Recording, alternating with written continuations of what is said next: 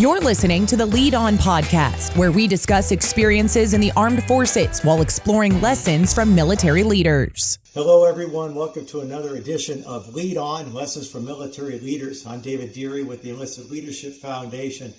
Joining me today is one of our board members alongside and a fellow Navy sailor and Navy Command Master Chief, Rosa Wilson. Rosa, good morning.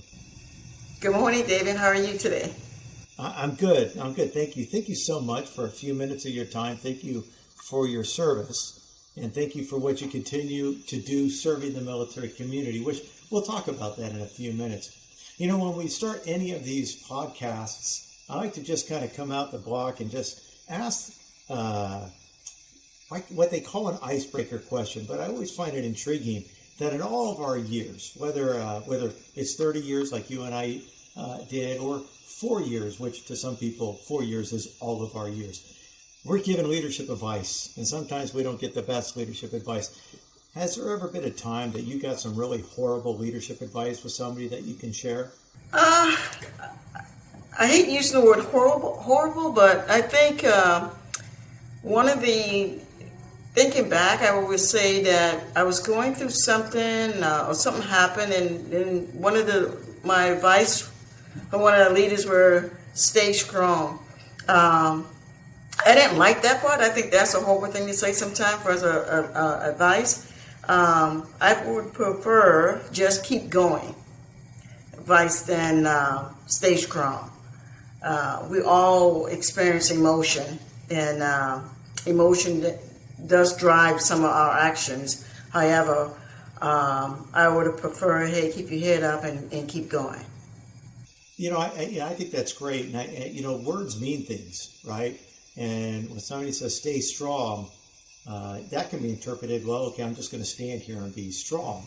Or correct. Keep going. You're constantly in motion. You don't give up, right?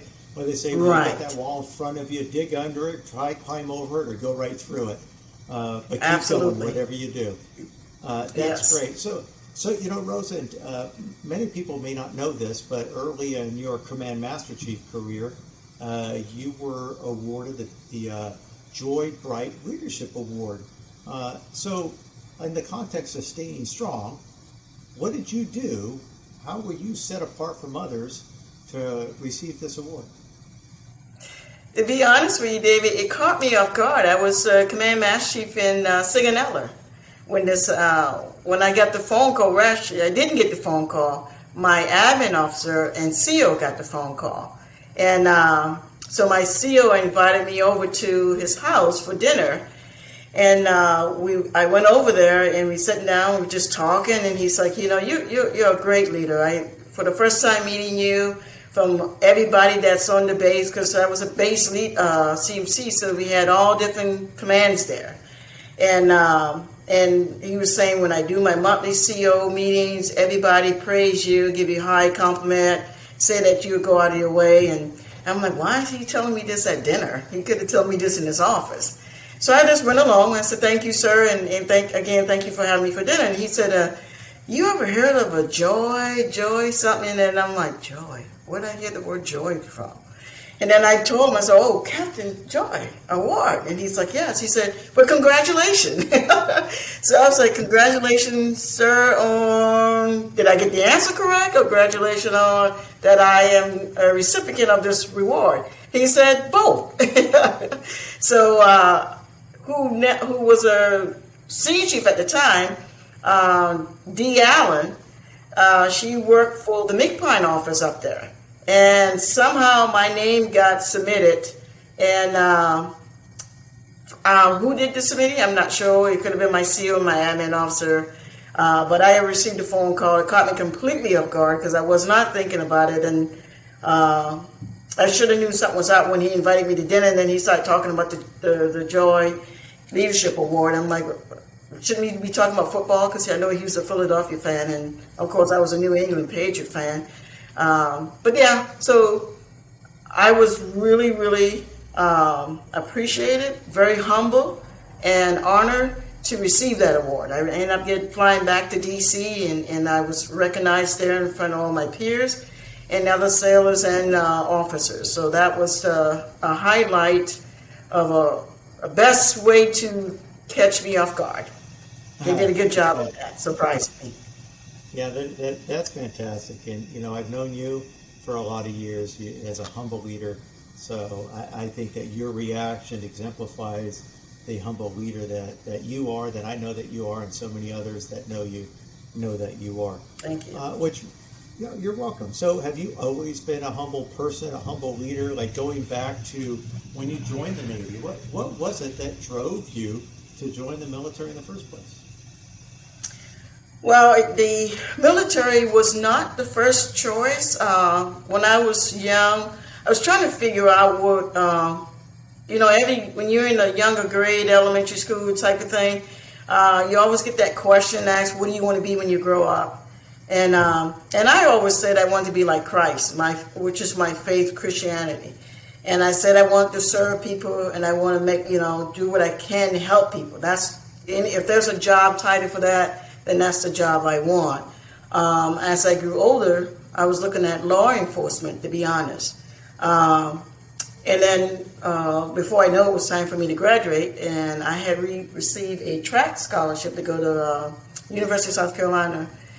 And when I got there, for some reason, the scholarship fell through. I'm not sure what happened, but I was all situated, set and ready to go. I went to school for 1 year, and then, of course, that's all my savings I had I used to work prior to joining and going to school.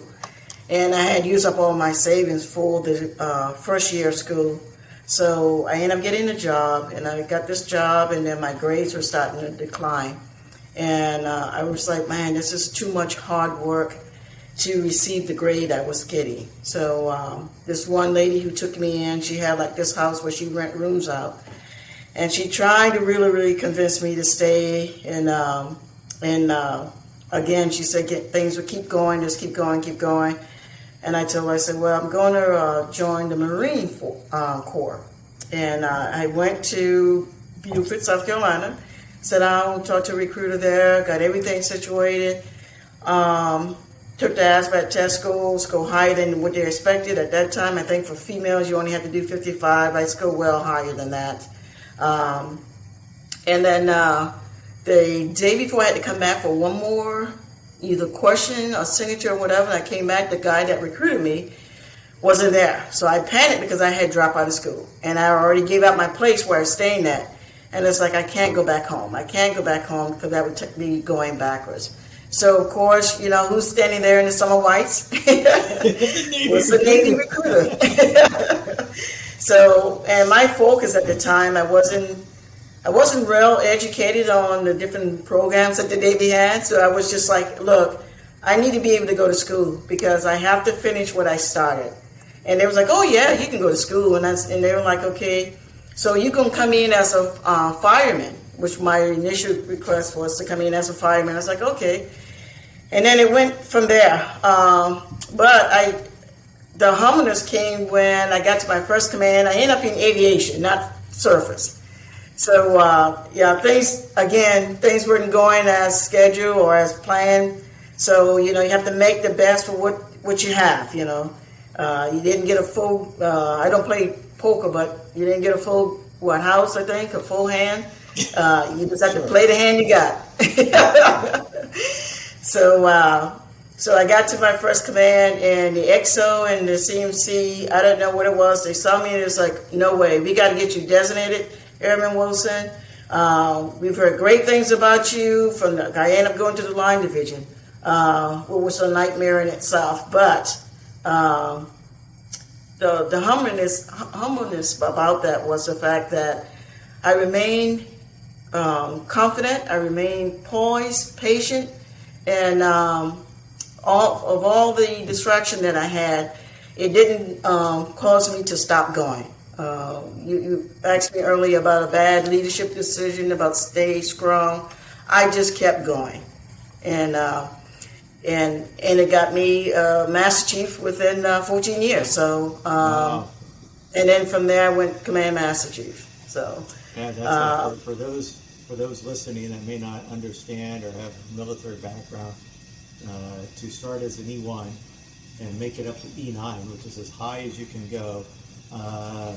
if you see the movie Men of Honor, there's, I think, Robert De Niro, or the captain in there says men have tried and failed to even make chief, let alone master chief. And usually it takes on average about 23, 24 years, and you did it in 14. Yes. So, being a humble leader, how, in being that this is a podcast specifically about leadership, have you found, in your experience, humble leaders more successful than those that aren't? Or do you find equal leadership, whether humble or not, they could be equally successful, but some may be more gravitating in positional leaders versus, like you described, being a Christ follower, a servant leader? How important is humbleness or humility when it comes to leadership, in Rosa Wilson's opinion? I think as a leader, if you don't realize that you don't know everything, it doesn't matter how well educated you are, and if you don't think that at any time that a good decision can have negative outcome, as well as a bad decision can have positive outcome. And I think that a lot of leadership goes wrong, maybe, and you asked me about being humble, is that they feel that every decision has to be the correct decision, not best decision, but the right decision. And I think you're made humble, or you become humble and you think that this may not go the right way. What would be the best way to go? If you approach it that way, I think your leadership will become stronger, and your integrity and your character will become stronger. I think if you approach it the other way, is that I can't go wrong. It's almost like gambling a little bit. I can't go wrong. This is the best way to do things.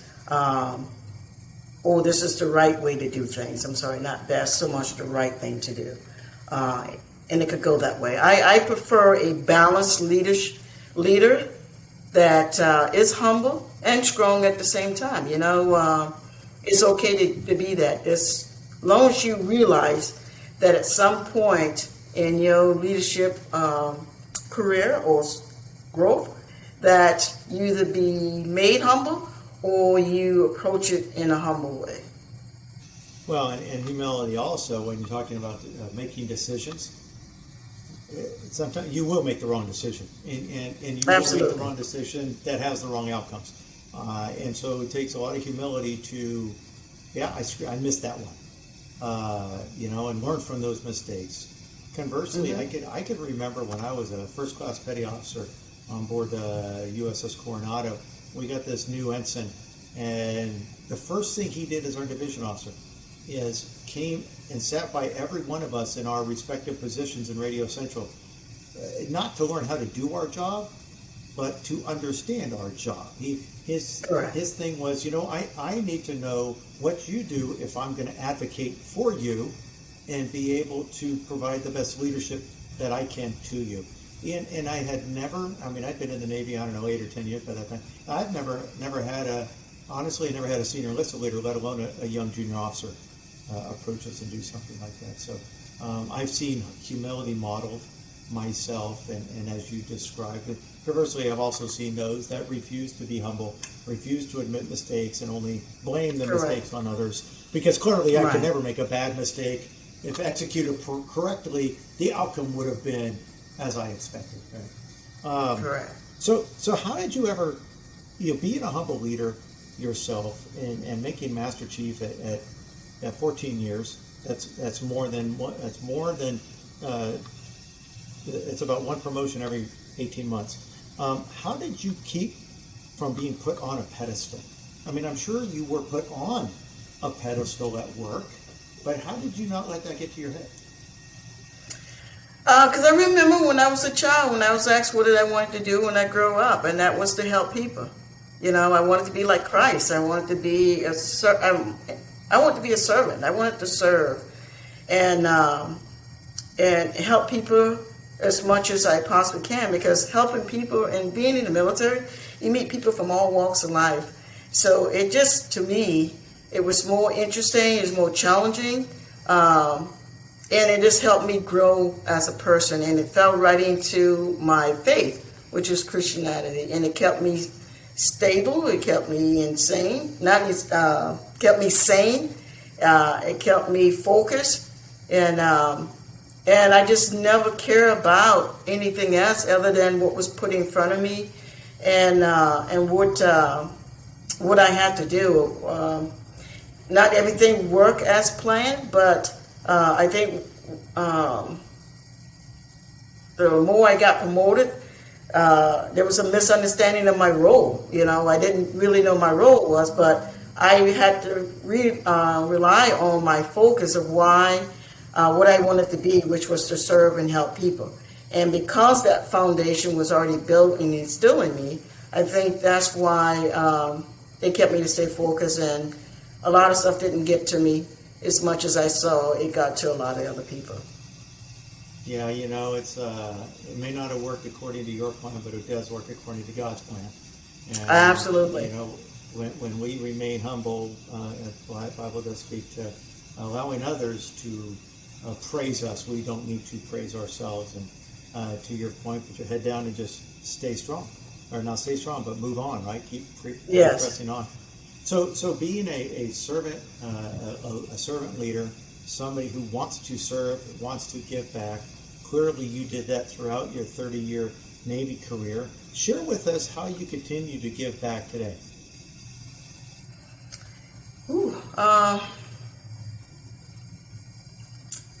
That's a tough. I have to say, I have to go back to my faith. It's one of those goals that you reach for, and it's easy to accomplish, and it makes me happy. After retirement, a job fell in my lap. It helped me continue to do the same thing that I was doing and that I wanted to do. I'm involved at my church food bank. It helped me grow there as well. I'm still dealing with people from different backgrounds, still learning, I'm just, that's what keeps me going. It keeps me productive. It makes me relevant, and it puts a smile on people's face, and it makes their day. So that's what I get back is blessings to still be alive, and blessings to still be moving forward and still be here. So people may not know this, but you are the Deputy Director for the Navy Marine Corps Relief Society in San Diego. So in that capacity with Navy Marine Corps Relief Society, what is your role as a Deputy Director? It's very kind of similar to what the ops role would be in a command operation. So I'm responsible for the overall operation, the manning,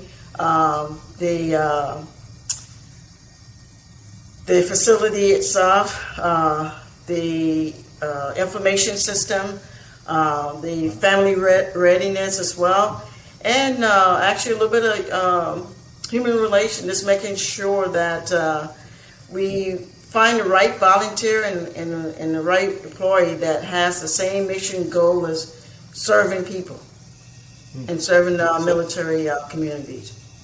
So you're responsible when you say employees, both paid and volunteer employees? Yes, absolutely, because our help here is from the volunteer community. We have less staff, less paid staff, and more volunteers, so that's a challenge in itself, especially for a lot of them that's never have any military affiliation. So you have volunteers that never served. No. So how did they hear about Navy Marine Corps Relief Society, and how did they hear to get involved? Well, we are part of the volunteer match, which is run by the San Diego County up here. So we put our information out there, and then of course social media, Facebook, Instagram, Twitter, and then so we get a lot of people that's interested in volunteer, and a lot of people out there wants to help the military. So it's a huge population. We have to do a lot of screening, and the screening is very hard because we can't take everybody. So the few we do take it's been great here. That's fantastic. Well, we're just about out of time, Rosa, and I could have explored much more with you. and I feel we only scratched the surface. So at some point we're going to have to come back together because we covered like your first 4 years and then the last 30, but we missed much in between that I'd really like to be able to hear some stories. But before we go, let's go back to humility a little bit. So has there ever been a time in your career or before military or after that you made the bad decision, the wrong decision, but the outcome turned out okay? Ooh.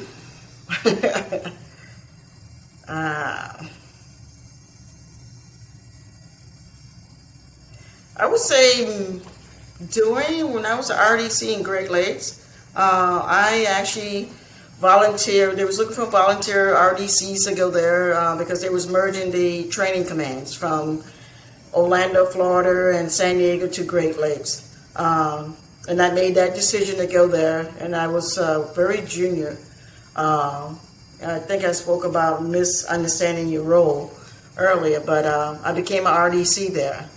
And I had this one recruit that was saying constantly that he didn't want to be here. He was just tired. He didn't want to be in the Navy. He'd rather be homeless. And in the heat of the moment, I said, well, then leave. I think we use that word kind of loosely sometimes. I said, well, then leave. And because I got 87 more people to deal with. You're 88. This is more people than I had to deal with my whole life in the Navy at that time. So the sailor packed up a sea bag that was issued to him, and he was headed out. And I'm thinking all the other recruits are looking at me like, okay, are you going to stop him? He's serious. He's leaving. So, at that time, I couldn't go back. At that moment, I could not say stop. At least to me, it was like, I'm not going to say stop because I just told him to leave. I was done. And he didn't leave the compartment. He went downstairs. And I'm not sure who saw him or whatever, but he waited all day just before evening meal. He came back. And he actually apologized to me and said that he was just, he wasn't used to living with that many people at one time, and it just seemed like it was too much stuff going on for him to keep up. And I accepted his apology, and I told him too, I said, I apologized to him because when I read his letter that I asked them all to write, in his letter, he said he was homeless. And so I'm happy that he did return. And I said, we both act on our emotions. They got the best of us. I didn't mean for you to leave, but I just couldn't deal with you at the time. So the best choice of word for me was to say, just leave. And he said, I didn't want to leave, but you told me to leave, so I left. So I said, okay, so we both learned from this. Don't say stuff that we don't mean. And calm down first before we make a decision. So. That's really good. We can unpack that. Well, Rosa, thank you so much. Thank you for all that you've done, continue to do with Navy Marine Corps Relief Society, your church, as well as the Enlisted Leadership Foundation, where you volunteer alongside myself and 6 others on this science project, if you will, providing leadership training to the enlisted military. I'm David Deary. That's been another edition of the Enlisted Leadership Foundation's Lead On, Lessons for Military Leaders, this week with Rosa Wilson. If there's a leader that you know that served in the military, they don't have to be a 30-year career veteran like Rosa and I. They could have just served for 2-4 years. But there's some leadership lessons there. Contact us. You can reach us on our website at www.enlistedleadershipfoundation.org. Fill out that Contact Us form and we'll be in touch. Until next time, remember we drop on the 1st and the 15th every month on military paydays. Look forward to seeing you at the next edition of Lead On, Lessons for Military Leaders.